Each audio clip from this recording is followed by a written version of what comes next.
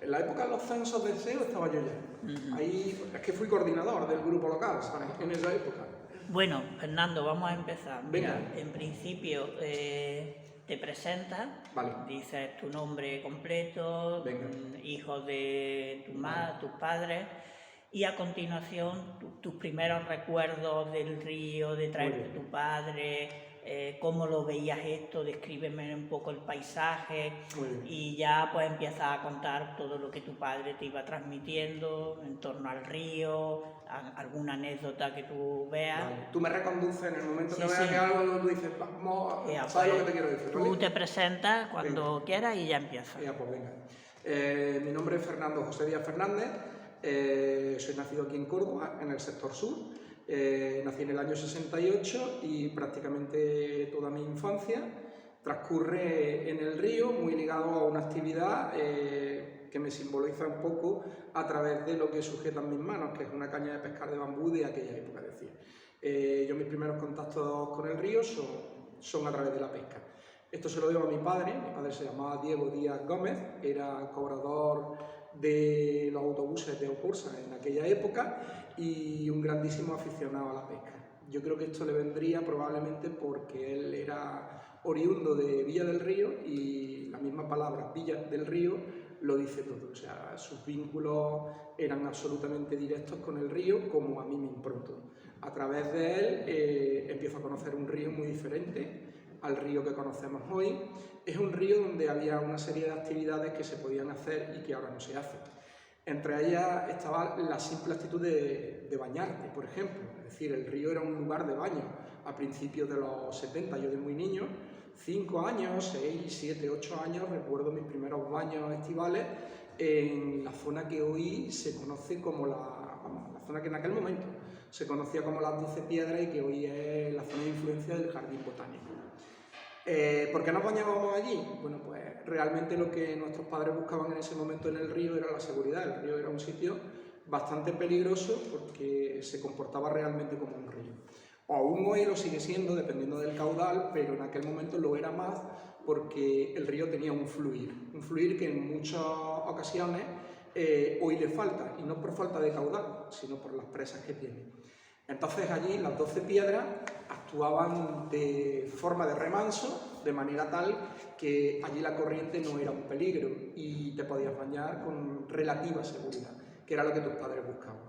Otra de las actividades que se practicaba y que realmente hoy parece que está un poco más proscrita era el tema de la pesca recreativa fluvial, que en aquel momento hay que decir que el apelativo de recreativa empezaba a formarse porque la gente concebía la pesca como el hecho de una actividad que derivaba en un consumo. Es decir, no era entendible que tú pescaras un pez si no era para consumirlo.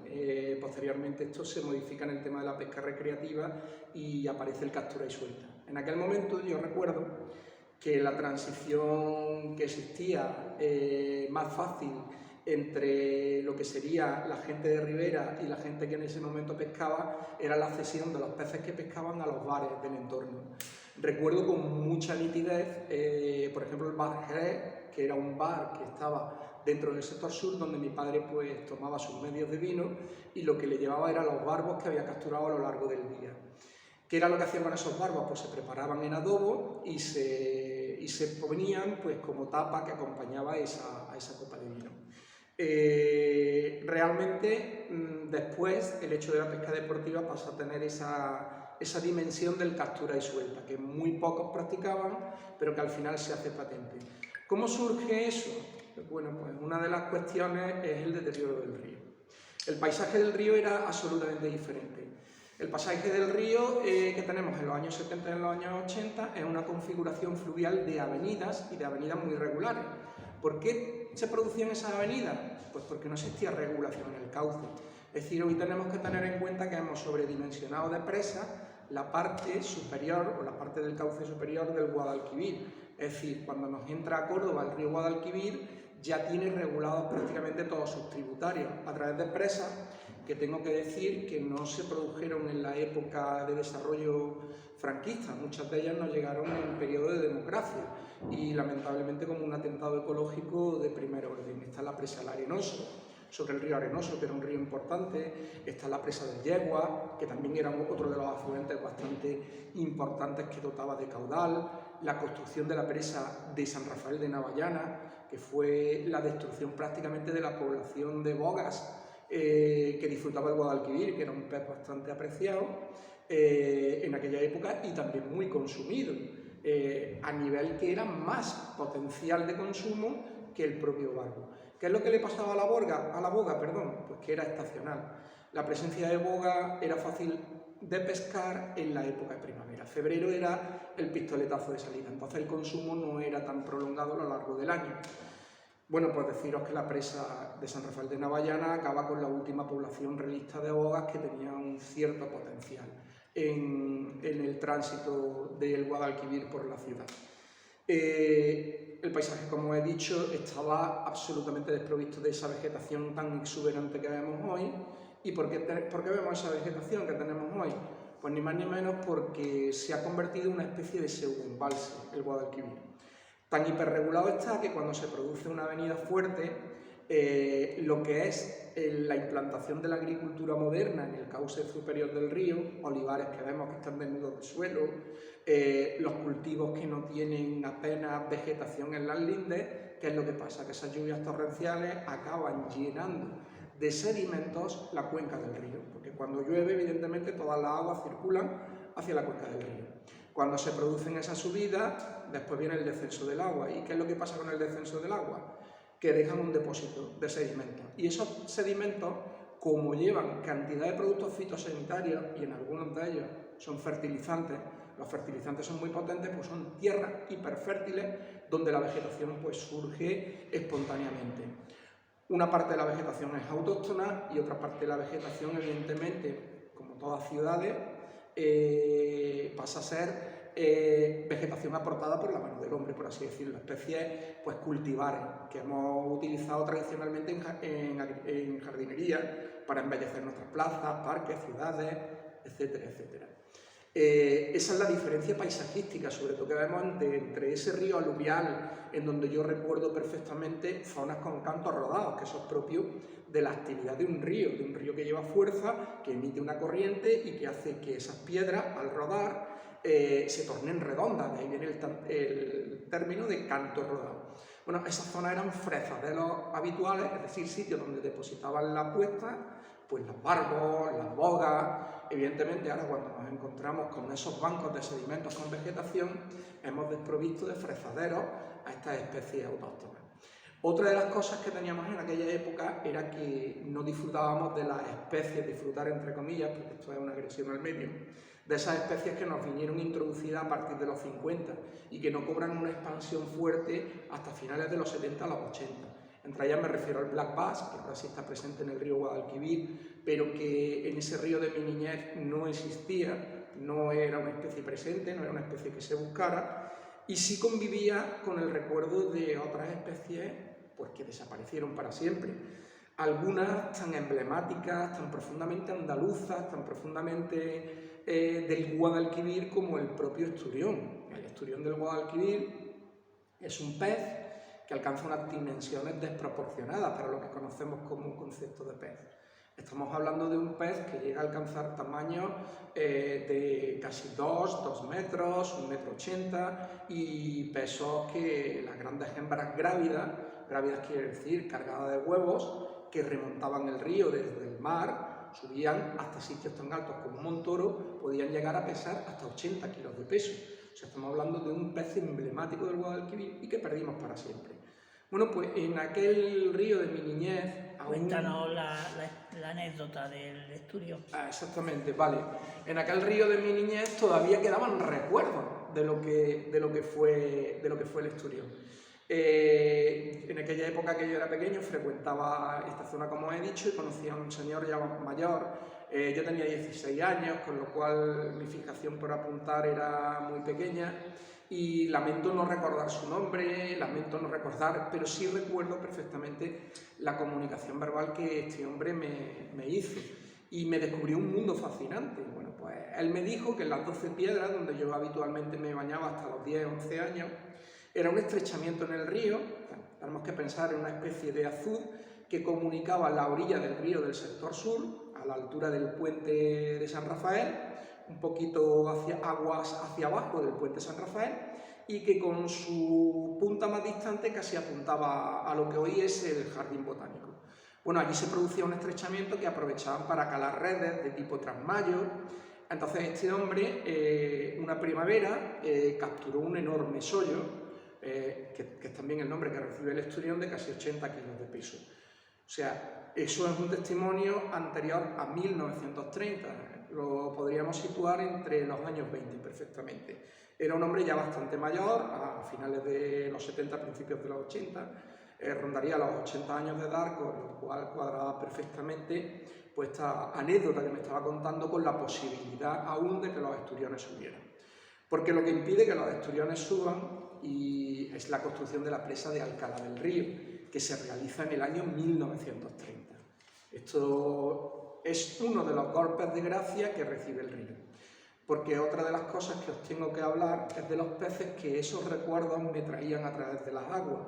O sea, antes de la construcción de las presas de Alcalá del Río, también de Alcolea, porque la presa de Alcolea que está por encima también contribuye a esto. Es un grupo de proyectos de presas que se desarrolla durante la dictadura de Primo de Rivera y que el interés que tiene pues, es primero de dotar de energía eléctrica, que en ese momento pues, empezaba a afianzarse como uno de los primeros pasos para industrializar, es decir, la presencia de energía eléctrica es esencial, pues se aprovecha con la fuerza del agua. Entonces, Primo de Rivera diseña en un principio 3 presas que incluso pretendían hacer navegable al río.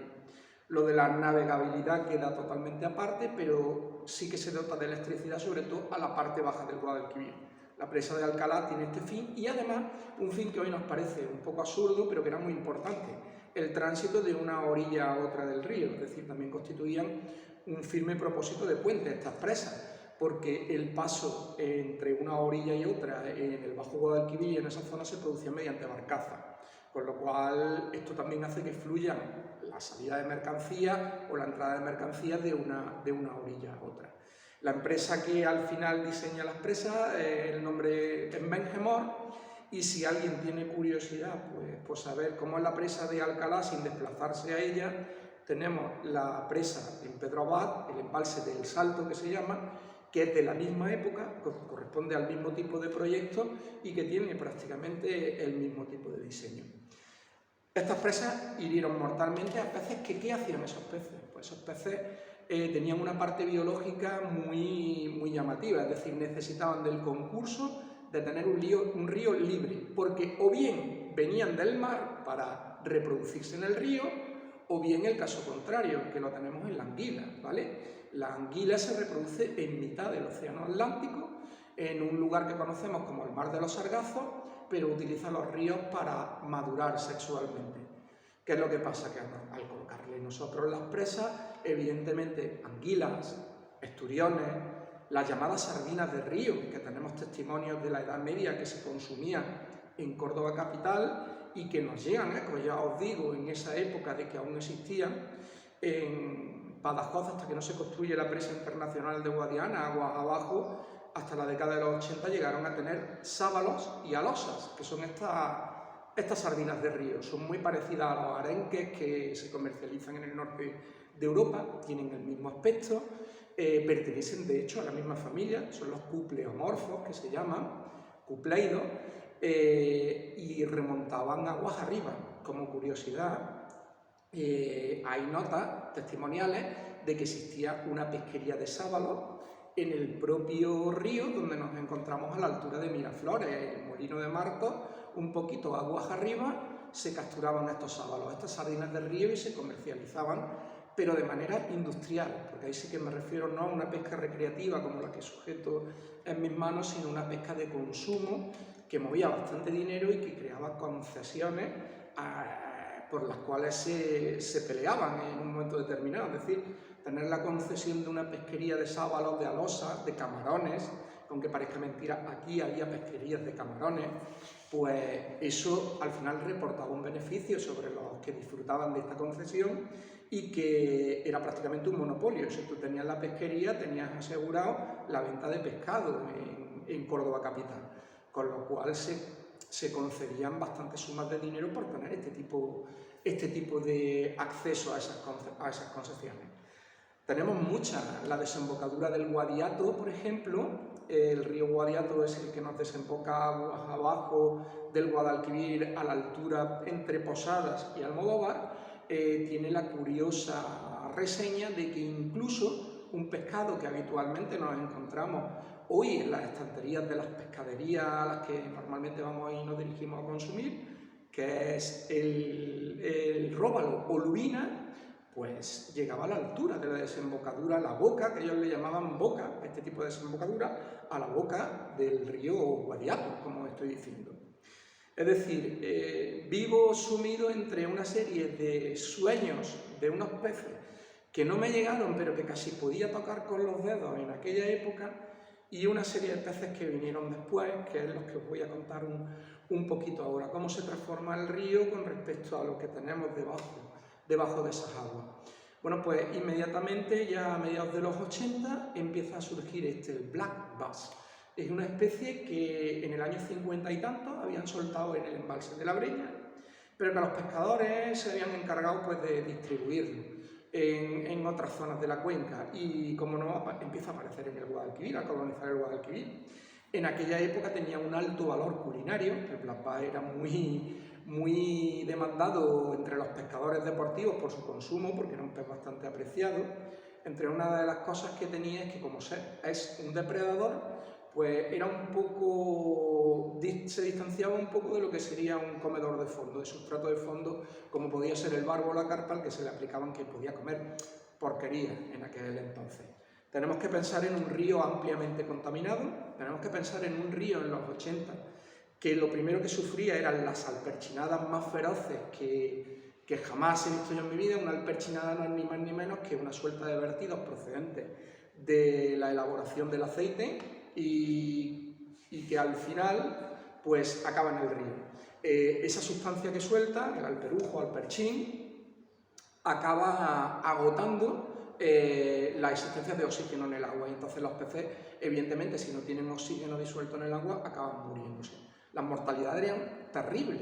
Estamos hablando de que incluso se habla en Campo de la Verdad, sector sur, pertenecería a finales de los 70, mediados de los 70 más bien, entre el 75 y 76, calculo yo, del famoso año de la peste. Aquello fue una alperchinada de las más feroces que yo he podido ver en el río, y que murieron pues absolutamente miles de peces, y que le llamaban el año de la peste porque imaginaros esas toneladas de peces descomponiéndose al lado de la ribera. Y lo curioso es que la mayoría de la gente, vamos a decir la mayoría, porque ya empezaba a haber grupos concienciados en esa época, la mayoría de la gente lo veía como un hecho natural. Esas mortalidades que se producían sobre todo a principios de la primavera, final del invierno, que alcanzaban su punto álgido, pues era visto como una cosa normal. Después, otra de las cosas que el río configuraba en aquella época, se configuraba de una manera un tanto desastrosa, era que se vertían todos los residuos urbanos directamente a través de lo que se conocía con el nombre de caños de mierda o colectores, aunque suene un poco duro. Bueno, esos colectores evidentemente vaciaban de heces, porque se veían físicamente, al río, y de todo tipo de producto químico que evidentemente no sufría ningún tipo de criba, y que pudiera venir de la industria o incluso de los propios domicilios, acababan en el río. Entonces, la calidad de las aguas del río empezaron a tener una presión directa sobre aquellas especies que eran más sensibles. El barbo, por ejemplo, que lo habíamos pescado con tanta profusión, en los años 70 comienza a tener un declive importantísimo. ¿Y por qué tiene ese declive? Porque tiene unas necesidades de oxígeno que, por ejemplo, una recién llegada que había, que era la carpa, era capaz de soportar. Y entonces los pescadores de pescar barbo en aquella época empezaron a surgir las carpas, y proliferaron las carpas con tamaños importantes. Claro, se alimentaban de materia orgánica, no tenían los requerimientos de oxígeno que necesitaba el barbo y la boga, y esa merma de poblaciones fue en detrimento del alza de las poblaciones de carpa. En la actualidad el río, ya paso un poco a la actualidad, en la actualidad el río es un desastre, porque si os hablaba del black bass como llegada de exótica invasora, finales de los 80, principios de los 90, provoca el pistoletazo de salida de la llegada masiva de especies exóticas invasoras con respecto a peces. Tenemos la llegada del percasol, que también es un centrárquido como el black bass, que viene de Norteamérica y que se introduce. Yo principalmente pienso que este pez, dado lo exótico y lo bonito que es, en una forma o en una parte, quizás fuera introducido por acuariofilia, es decir, acuariófilos, gente que se dedica a tener peces en acuario y que al ver lo combativo del pez dentro de un acuario, es decir, te destroza el acuario porque crea un nido a la hora de reproducirse, te levanta las plantas que tiene instaladas, pues empezaron a deshacerse de él. Y la manera de quitarse de en medio al pez era soltarlo en cualquier sitio. Muy prolífico, con unas puestas tremendas, con unas favores. Vamos, en este mismo momento no lo sabíamos. No se hablaba de cambio climático, pero ya se estaba produciendo, evidentemente. El proceso de cambio climático no viene de ahora, se está acuciando ahora, pero hay factores biológicos que nos están diciendo desde hace tiempo que la cosa está cambiando. Pues claro, se encuentra un hábitat ideal. El percasol necesita aguas más cálidas, que lo está consiguiendo, aguas más paradas, que como he dicho, las presas se las han concedido, y entonces a proliferar. El alburno es un pez que hoy es uno de los más abundantes en la cuenca del Guadalquivir. Mucha gente lo confunde con un pez autóctono, pero sin embargo es un pez que introducen los pescadores. ¿Para qué introducen los pescadores el alburno? Bueno, pues para engordar los black bass. Es como la pescadilla que se muerde la cola. El black bass se queda solo en los embalses, no tiene peces que consumir y ellos piensan, para que alcance unos tamaños que a mí me resulten rentables a la hora de pescarlo y que tenga una combatividad, pues suelto alburno. Y el alburno procede a engordar a esos ejemplares de black bass, pero ¿qué es lo que pasa con el alburno? Es el pez más prolífico que tenemos en Centro Europa. Es un pez que se puede, el proceso de reproducción lo tiene continuo, para que hagáis una idea. Es capaz de fresar en condiciones muy difíciles y encima tiene la facultad de remontar aguas arriba, con lo cual incluso en arroyos pequeños como el Guadalbarbo, arroyos como el Pedroche, nos encontramos a estos alburnos que suben hacia arriba. O sea, es otra de las agresiones que hemos sufrido en forma de especie exótica invasora. Y el siluro también, ¿no? Efectivamente. Dentro de lo que serían ya las grandes barbaridades, nos vamos a la familia de los peces gato. Entre los peces gato tenemos 3 especies que nos han metido de remanguillé. Una, la más imponente, la más impresionante, es el siluro, que se suelta en el embalse de Iznájar, que le vaticino muy poco tiempo para la presencia en la cuenca media del Guadalquivir, porque evidentemente estos peces ya son incontrolables. En el momento en el que se sueltan en un determinado sitio, la movilidad a través de la cuenca ya es patente, o a través de los intereses que puedan tener determinados pescadores de en un momento puntual pescar un pez que alcanza un tamaño de peso entre 80 a 120 kilos, algunos ejemplares que se han cogido ya en la cuenca del Ebro. Pues imaginaros, esto es una de las agresiones más importantes. En el momento en el que aparece este pez desaparece absolutamente todo, porque es que se lo come todo, se come carpas incluso del tamaño de entre 2 kilos y medio. Y luego están los otros 2 peces gato pequeños, que uno es el pez gato de canal y el otro el pez gato moteado. Los nombres científicos los determinan mejor porque algunas veces se confunden, son especies que nos vienen de Norteamérica y que nosotros no usábamos prácticamente nombre vulgar nada más que para ellos pez gato. Uno es Ixtalurum vela y el otro se llama Ixtalurus puntatus. Bueno, pues los dos están presentes en la cuenca del Guadalquivir y estos sí que están ya entre nosotros. A la altura de Córdoba, en la zona del Azul de Casillas se pueden pescar aguas más abajo, o sea que están presentes entre nosotros. Es un río que tenemos el deber de recuperarlo, de devolverlo a ese punto de partida. Devolverle no solo el patrimonio histórico que conlleva el río, como son molinos, como son embarcaderos, que eran el soporte de actividades que tradicionalmente se habían desarrollado en el río. La navegación era una de ellas, la utilización de la energía pues para los molinos con diversos usos, molienda de determinados elementos vegetales como aceituna, trigo o incluso telares, en el caso de los batanes. Todo ese tipo de actividades debemos, no de recuperarlas, pero sí de tenerlas en memoria, evidentemente, y para tenerlas en memoria se tiene que hacer un proceso de restauración integral del río. Y ese proceso de restauración integral al que yo me refiero no solo conlleva las estructuras propias de los molinos, que son tan importantes, de las barcas, que también sería interesante recuperar como elemento de propulsión de una actividad económica en base a lo que sería el turismo de interior o el turismo incluso que nos viene de fuera, pues le resultaría interesantísimo este tipo de usos antiguos, sino recuperar integralmente, me refiero a recuperar también aquello que hemos despreciado y que está debajo de la lámina de agua, y que son los peces. Y es una cuestión que hemos desechado tradicionalmente y que yo, mi lucha particular, pues es esa. Espero que este testimonio pues sirva un poco para recordar el río de aquellos tiempos, el río de hoy y el presente que tenemos, que sería recuperar y darle al río el esplendor de antaño. Yo creo que Bartolomé